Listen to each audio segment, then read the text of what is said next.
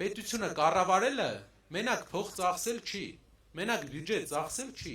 դա վարժ լինել է, իմանալ թե ինչպես պայմանավորվել, ինչպես գործարարներին բերել Հայաստան, ինչպես տեղում զարգացնել տնտեսությունը։ Սևանը արդյունաբերական և գյուղատնտեսական մեծ շրջանից վերածվել է սպասարկող մի բնակավայրի և ուժեղ Հայաստան դաշինքը Սամվել Կարապետյանի գլխավորությամբ եկել է, որպեսզի բերի այն փոփոխությունները, աշխատատեղերը, որ այդ արտադրական հզորությունները մասնակի կամ լրիվ կարող են վերագործարկվել և այդպիսով աշխատատեղեր ստեղծել սևանցիների համար։ Ունեցանք 3 պատերազմ, Արցախի հայաթափում, Արցախի կորուստ, հարձակումներ մեր ինքնության հայ առաքելական եկեղեցու վրա։ Մենք ունենք մեկ շանս փոխելու թույլին ուժեղով եւ այդ մեկ շանսը վստահաբար կարող ենք վստահել պարոն Կարապետյանին։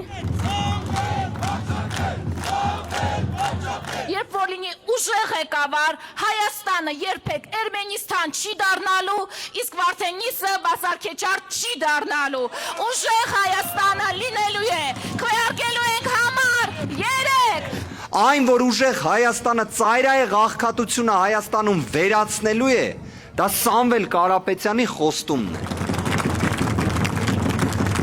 Փոփոխությունները գալիս են ուժեղ Հայաստանով, իսկ փոփոխությունների թիվը որն է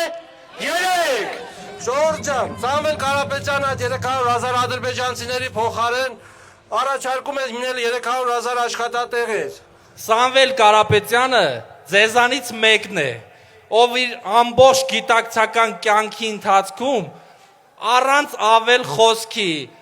անտրտունջ աշխատել, արարել, ստեղծել է բարձր արժեք։ Մենք ուղղակի չենք խոսում, փաստերն արդեն իսկ խոսուն են։ Ժամանակն է փոփոխության, ժամանակն է ուժեղ Հայաստանի, ժամանակն է, որ Հայաստանն ունենա ուժեղ վարչապետ։ Այսօր մեր երկրում շատ ընտանիքներ, որոնք 4-րդ և 5-րդ երեխա ունեն, խնդրի առաջ են բնակարանային պայմանները։